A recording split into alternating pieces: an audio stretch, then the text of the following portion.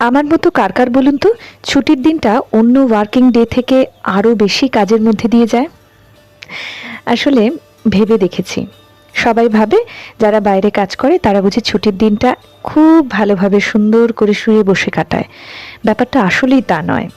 যারা বাইরে কাজ করে তারাই একমাত্র জানে যে ছুটির দিনটা কি বিভীষিকাময় হয়। আসলে আর কিছুই নয়। আমরা কি ভাবি যে ছুটির দিনটাতে আমরা সমস্ত কাজগুলোকে একসঙ্গে করব। তাই সপ্তাহের কিছু কিছু কাজ তো জমা করে রাখতেই হয়। আর ছুটির দিনটা সকাল থেকে সন্ধে অবধি আমরা সেই কাজগুলোকে টানা পরপর করতে থাকি। এমন তো অনেক দিন হয়েছে সন্ধেবেলা স্নান করেছি। তখন মাঝে মাঝে মনে হয় এর থেকে যেরকম বাইরে রোজ কাজ করি সেটা অনেক বেশি ভালো। আমার রান্নার মাসি তো সেই ভোরবেলা চলে এসেছেন, তার জন্য সকালে উঠতে হয়েছে। আর আজকে মসুর ডাল পেস্ট করতে দিয়েছিলাম মিক্সিতে, তার জন্য মিক্সিটা হাতের কাছে পেলাম। অনেকদিন মিক্সিতে কিছু পেস্ট করা হয়নি, দেখলাম মিক্সির গায়ে একটু কালো কালো ছোপ ছোপ পড়েছে। মাসির সঙ্গে গল্প করতে করতে সেগুলোই পরিষ্কার করলাম। আর আজকে কি রান্না হয়েছে আপনাদের দেখাই চলুন। টকের ডাল হয়েছে আর ডালের বড়া, সেই সঙ্গে ওই বড়া দিয়েই মাসি একটা ঝোল করেছেন। আর এখানে পটলের ভর্তা, সেই সঙ্গে অল্প লাল শাক ভাজা।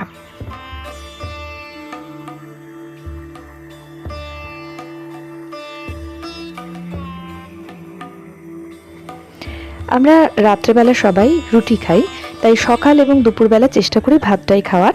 এখন মেয়েকে তাই সকালে ভাত খাইয়ে দিচ্ছি। এরপরে অল্প স্বল্প কাজ দিয়ে শুরু হবে আজকের যাত্রা। এই এখন হয়েছে এক জ্বালা। আমার মেয়ে জানি না কি হয়েছে, বয়সের সঙ্গে সঙ্গে এগুলো হয় নাকি, যতই চুল বেঁধে দেই না কেন সরে গেলেই কিছুক্ষণ পরে চুলটা আপনা থেকেই খুলে নেয়। জানি না কেন করে। হয়তো চুলটা দেখে কতটা বড় হয়েছে, কারণ আমি খেয়াল করে দেখেছি আয়নার সামনে মাঝে মাঝে দেখে চুলটা কতটা বড় হয়েছে, এবং তার প্রশ্নও হয় বড়দের কাছে আমার চুলটা বড় হচ্ছে তো। যাই হোক, ভালো করে বেঁধে দিলাম, বেঁধে দিয়ে আটকে দিলাম যাতে পড়া বা অন্যান্য কাজের সময় চোখে না পড়ে। একটা মজার বিষয় হলো, যখন আমি ভিডিওটা শ্যুট করছিলাম তখন কিন্তু রাগই ছিল মনের মধ্যে, কারণ মেয়ে চুলটা বারবার খুলে দেয়। কিন্তু এখন যখন ভিডিওটা এডিট করছি, সেই রাগ কখন পড়ে গেছে বরং হাসিই পাচ্ছে। আসলে সময় মানুষকে সব ভুলিয়ে দেয়। আর এখানে মেয়েকে সকালবেলা একটু গানের রেওয়াজে বসালাম, সে তার মতো করে প্র্যাকটিস করে। কতটা কি করে জানি না, তবু এই অভ্যেসটা, হাতটা একটু সেট হবে, এই জন্যই তাকে হারমোনিয়ামে বসিয়ে দিই। অন্তত দুষ্টুমি থেকে তো দূরে থাকবে। আমি যখন ছোটবেলায় গান শিখেছিলাম তখন 3-4 হবে, অথচ এখনকার মেয়েদের বা ছেলেদের যে কোনো বিষয়ে, যে কোনো কোকারিকুলার অ্যাক্টিভিটিস, সেগুলো কত ছোটবেলা থেকে আমরা শুরু করি, তাই না? আমি কিন্তু গানটা নিজেই শেখাই, আমার যতটুকু বিদ্যে আছে তাই দিয়েই চেষ্টা করি বাড়িতেই শেখাতে। তার জন্য আলাদা করে কোনো প্রফেশনাল কাউকে এখনও অবধি আমি রাখিনি মেয়ের জন্য। মাঝে মাঝে কাজের ফাঁকে ফাঁকে আসছেই, তাকে দেখিয়ে দিচ্ছি কিভাবে করলে ভালো হবে, এই আর কি। এর আগের দিনের ভিডিওতে আপনাদের দেখিয়েছিলাম এই কাঠবেড়ালিটা তার বাবা তার জন্য এনেছে। তাকে তো সে সবসময় সব জায়গায় নিয়ে যাচ্ছে, এখন গানের প্র্যাকটিসে বসে পাশে তাকে রেখেছে, সে নাকি গান শুনছে। যাই হোক, দুজনে গান করছে আর আমি এখানে চলে এসেছি রান্নাঘরে একটু কাজ করতে। আর করব চা নিজের জন্য। সকালবেলা লিকার চা খেয়েছি, কিন্তু ছুটির দিনে না যতই বেলা বাড়ে তখন মনে হয় একটুখানি হলেও দুধ চা খাই, তাই সামান্য পরিমাণে করে নেব। এখনো অবধি সমস্ত রকম কাজ কিন্তু আমার বেশ ভালোই লাগে করতে, বিশেষ করে একটা ঘরের ক্লিনিং, ডাস্টিং এবং ডেকোরেশন। যেটা ভালো লাগে না সেটা হচ্ছে রোজকার রান্না। এটা আমার কাছে কিন্তু একটা ভয়ঙ্কর ব্যাপার। খুব ভালো যে রন্ধনপটু এমন নয়, এবং যেহেতু কাজটা ভালো লাগে না সেই জন্য আরও যেন করতে ইচ্ছে করে না। তাই ভাগ্যিস রান্নার মাসি আছে বলে আমি এই যাত্রায় বেঁচে গেলাম। এছাড়াও যখন মাসি ছিলেন না তখন পরিবারের অন্যান্যরা এই কাজে সাহায্য করতেন। আর আগে তো রান্না একদমই করতাম না, এখন বয়স বাড়ার সঙ্গে সঙ্গে কোনো কোনো আইটেম হয়তো পছন্দ হয়, ইচ্ছে হয় করতে, তখন করি। কিন্তু সত্যি রোজকার এই রান্নাটা যারা করেন, আমার মায়েরা, মা এখন অসুস্থ করতে পারেন না কিন্তু একটা সময় তো রোজ করতেন, আমার শাশুড়ি মা, এছাড়া অগুন্তি মহিলারা রয়েছেন যারা প্রত্যেক দিন নিয়মিতভাবে কাজ করে যাচ্ছেন। সত্যিই তাদেরকে স্যালুট, কি করে তারা একই কাজ রোজ করছেন। এবং খাবার একটা বিশাল ব্যাপার, হাইজিন মেনটেন করে পরিষ্কার পরিচ্ছন্নভাবে তুলে দেওয়া, তাই না? আর এখানে মেয়েকে একটুখানি গানের প্র্যাকটিস কিভাবে করলে ভালো হয়, গলাটা খুলে তাকে বলছি, সে তো বোদ্ধার মতো বোঝার চেষ্টা করছে।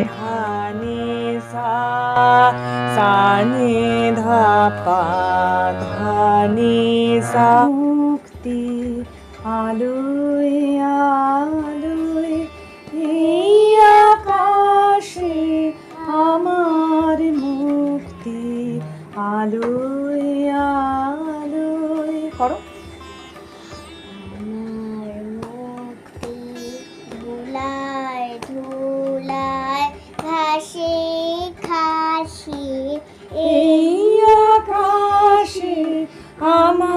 আমার মুক্তির আলোয় আলোয় এই আকাশে আমার মুক্তি আলোয় আলোয়।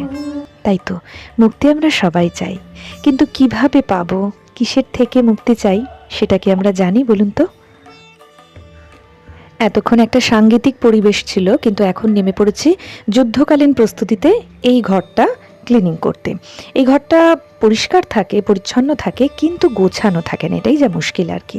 তো আমার মেয়ে যা যা তার ইচ্ছে এই ঘরের খাটের ওপর রাখে, আমি সেগুলোকেই ভাবছি একটু পরিষ্কার করে নিই। এটা একটা এক্সট্রা কাজ, আজকে ভাবিনি যে এই কাজটা করব, তবু যখন মনে হলো একটুখানি করে খাটটাকে দেখবার মতো একটা পরিস্থিতি তৈরি করলাম।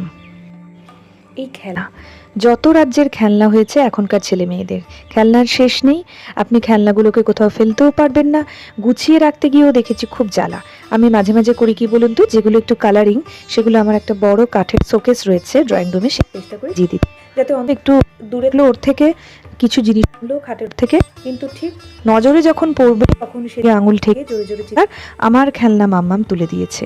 তখন বাড়িতে তার দাদু, তার নিনুই অর্থাৎ দিদা থাকলে বকাবকি করবে, দরকার নেই। খেলনা আমি তাকেই দিয়ে দিয়েছি, একটা বড় বালতিও রেখে দিয়েছি, যখন যখন খেলা হয়ে যাবে সেগুলো বালতিতে রাখতে, কিন্তু কেউ আমার কথা শুনবে না, এভাবেই চলবে।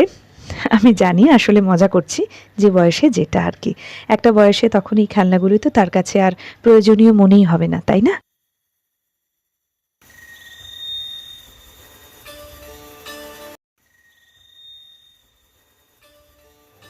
এই সময়ের মধ্যে অসংখ্য অগুন্তি কাজ করলাম, আর এখন এসেছি বেসিনটা পরিষ্কার করতে। আর এটা পরিষ্কার করব ভাবলাম, বাথরুমের বেসিনটাও করব, কিন্তু যথেষ্ট বেলা হয়েছে, স্নান করা হয়নি এখনও, খাওয়া হয়নি এখনও, তাই এইটা করেই আপাতত আজকের মতো কাজ শেষ করব। বেসিনটা পরিষ্কারের পরে আপনাদেরকে বেসিন এবং তার উপরের অংশে একটা ওয়ার্ড্রপ রয়েছে, পুরো অংশটা আপনাদের দেখাবো। কেমন লাগছে আপনারা কিন্তু বলবেন। খুবই সাধারণ সামান্য ভিডিও, যারা এখনো পর্যন্ত আমার ভিডিওর সঙ্গে রয়েছেন তাদেরকে অসংখ্য ধন্যবাদ। কেমন লাগলো সেটা ভালো বা মন্দ দুরকমই হতে পারে, আপনারা কিন্তু আমাকে কমেন্টসের মাধ্যমে জানাতেই পারেন। আজকের মতো এইটুকুই।